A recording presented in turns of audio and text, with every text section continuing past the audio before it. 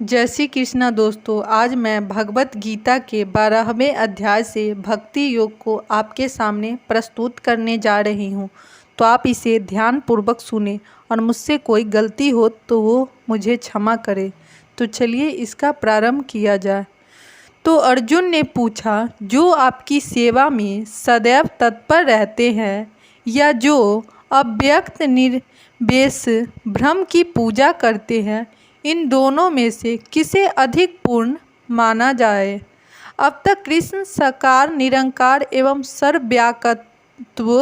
सर्वव्यापकत्व को समझा चुके हैं और सभी प्रकार के भक्तों और योगियों का भी वर्णन कर चुके हैं। सामान्य आध्यात्मिकवादियों को दो श्रेणियों में विभाजित किया जा सकता है, निर्वेशवादी तथा सगुणवादी। सगुणवादी भक्त अपनी सारी शक्ति से परमेश्वर की सेवा करता है।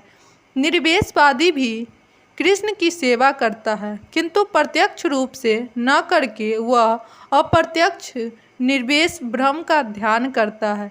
इस अध्याय में हमें देखने की परम सत्य की अनुभूति की विभिन्न विधियों में भक्ति योग सर्वोत्कृष्ट है। यदि कोई भगवान का क्षत्रिय धन चाहता है तो उसे भक्ति करनी चाहिए। जो लोग भक्ति के द्वारा परमेश्वर की प्रत्यक्ष सेवा करते हैं वे सगुणवादी कहलाते हैं। जो लोग निर्वेश ब्रह्म का ध्यान करते हैं वे निर्वेशवादी कहलाते हैं। यहाँ पर अर्जुन पूछता है कि इन दोनों में से कौन श्रेष्ठ है। यद्यपि परम सत्य के साक्षात्कार के अनेक साधन हैं, किंतु इस अध्याय में कृष्ण भक्ति योग को सबों में श्रेष्ठ बताते हैं। यह स्वार्थिक प्रत्यक्ष है और ईश्वर का सान्निध्य प्राप्त करने के लिए सबसे सुगम साधन है। जय श्री कृष्णा दोस्तों। भगवत गीता के द्वितीय अध्याय में भगवान ने बताया है कि जीवन भौतिक शरीर नहीं है, वह आध्यात्मिक स्फुलिंग है और परम सत्य परम पूर्ण है। 7वें अध्याय में उन्होंने जीव को परम पूर्ण का अंश बताते हुए पूर्ण पर ही ध्यान लगाने की सलाह दी है। पुनः 8वें अध्याय में कहा है कि जो मनुष्य भौतिक शरीर का त्याग करते समय कृष्ण का ध्यान करता है वह कृष्ण के धाम को ही तुरंत चला जाता है। यदि नहीं, 6वें अध्याय के अंत में भगवान स्पष्ट कहते हैं कि योगियों में से जो भी अपने अंतःकरण में निरंतर कृष्ण का चिंतन करता है वह परम सिद्धि माना जाता है।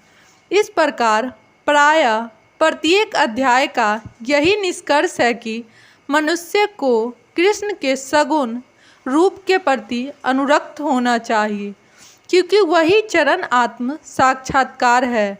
इतने पर भी ऐसे लोग हैं जो कृष्ण के साकार रूप के प्रति अनुरक्त नहीं होते, वे दृढ़तापूर्वक विलग्न रहते हैं। यहाँ तक कि भगवत गीता की टीका करते हुए भी वे अन्य लोगों को कृष्ण से हटाना चाहते हैं और उनकी सारी भक्ति निर्वेश ब्रह्म ज्योति की ओर मोड़ते हैं। वे परम सत्य के उस निरंकार रूप का ही ध्यान करना श्रेष्ठ मानते हैं जो इंद्रियों की पहुँच के परे है तथा अप्रकट है। इस तरह सचमुच में आध्यात्मिकवादियों की दो श्रेणियां हैं। अब अर्जुन यह निश्चित कर लेना चाहता है कि कौन सी विधि सुगम है और इन दोनों श्रेणियों में से कौन स्वार्थिक पूर्ण है। दूसरे शब्दों में वह अपनी स्थिति स्पष्ट कर लेना चाहता है, क्योंकि वह कृष्ण के सगुण रूप के प्रति अनुरक्त है, वह निरंकार ब्रह्म के प्रति आसक्त नहीं है। वह जान लेना चाहता है कि उसकी स्थिति सुरक्षित है तो निरंकार स्वरूप चाहे इस लोक में हो चाहे भगवान के परम लोक में हो, ध्यान के लिए समस्या बना रहता है। वास्तव में कोई भी परम सत्य के निरंकार रूप का ठीक से चिंतन नहीं कर सकता। अतः अर्जुन कहता है कि इस तरह से समय गंवाने से क्या लाभ। अर्जुन को 11वें अध्याय में अनुभव हो चुका है कि कृष्ण के साकार रूप के प्रति आसक्त होना श्रेष्ठ है, क्योंकि इस तरह वह एक ही समय अन्य सारे रूप को समझ सकता है और कृष्ण के प्रति उसके प्रेम में किसी का व्यवधान नहीं पड़ता। अतः अर्जुन द्वारा कृष्ण के इस महत्वपूर्ण प्रश्न से पूछे जाने से परम सत्य के निरंकार तथा साकार रूपों का अंतर स्पष्ट हो जाएगा। जय श्री कृष्णा दोस्तों, श्री भागवत ने कहा, जो लोग अपने मन को मेरे साकार रूप में एकाग्र करते हैं और अत्यंत ध्यानपूर्वक मेरी पूजा करने में सदैव लगे रहे, वे मेरे द्वारा परम सिद्धि माने जाते हैं। अर्जुन के प्रश्न का उत्तर देते हुए कृष्ण स्पष्ट करते हैं कि जो व्यक्ति उनके साकार रूप में अपने मन को एकाग्र करता है और जो अत्यंत श्रद्धा तथा निष्ठापूर्वक उनका पूजता है, उसे योग में परम सिद्धि मानना चाहिए। जो इस प्रकार से कृष्ण भावना भावित होता है, उसके लिए कोई भी भौतिक कार्यकलाप नहीं रह जाते, क्योंकि हर कार्य कृष्ण के लिए किया जाता है। शुद्ध भक्त निरंतर कार्यरत रहता है, कभी कीर्तन करता है तो कभी श्रवण करता है या कृष्ण विषय कोई पुस्तक पढ़ता है या कभी कभी प्रसाद तैयार करता है या बाजार से कृष्ण के लिए कुछ मोल लाता है या कभी मंदिर झाड़ता बुहारता है तो कभी बर्तन धोता है। वह जो कुछ भी करता है कृष्ण संबंधित कार्यों के अतिरिक्त अन्य किसी कार्य में एक क्षण भी नहीं गवाता। ऐसा कार्य पूर्ण समाधि कहलाता है।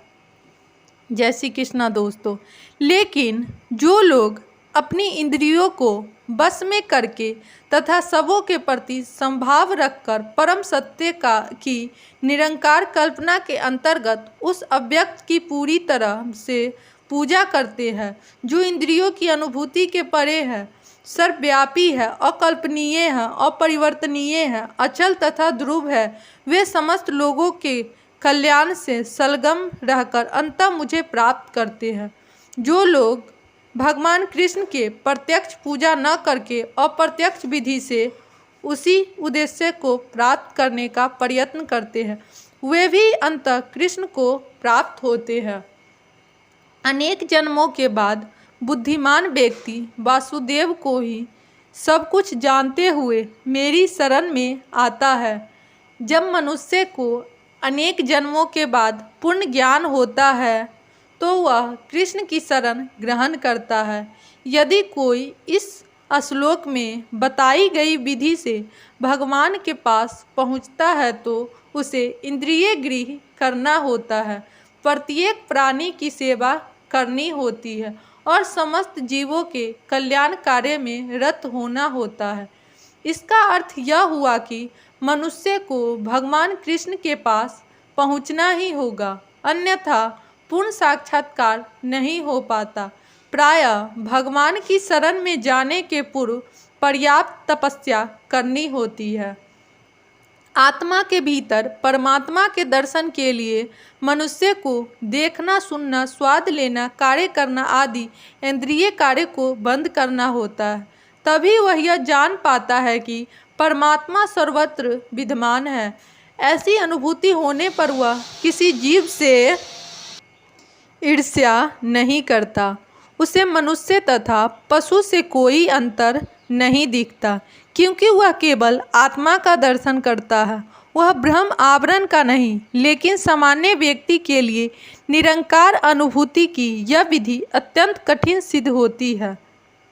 जय श्री कृष्णा दोस्तों, जिन लोगों के मन परमेश्वर के अव्यक्त निरंकार स्वरूप के प्रति आसक्त है, उनके लिए प्रगति कर पाना अत्यंत कष्टप्रद है।